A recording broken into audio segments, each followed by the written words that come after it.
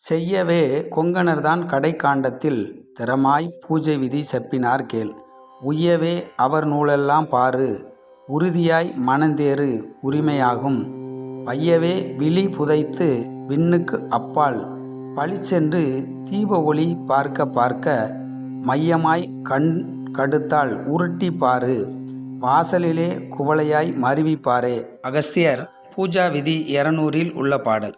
பிறவா நிலை பரிபூரண நிலை அடைய வேண்டுமென்றால் சித்தர்கள் ஞான நூல்களை ஆய்வு செய்து அனுபவமாக மாற்றிக்கொள்ள வேண்டும். இது வெறும் படிப்பல்ல. மனம் அடங்கினால்தான் ஞானம். இரு கண்களின் கருவிழி பகுதியில் எண்ணத்தால் கவனிக்க வேண்டும்.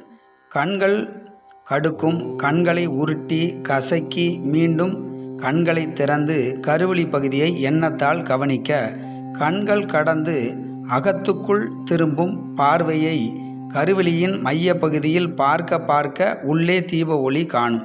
இதுவே உள்ளொளி காணும் வாசலாகும். அகத்தில் பார்க்க பார்க்க தான் உள்ளொளியை காண முடியும் என்று அகஸ்தியர் கூறுகிறார்.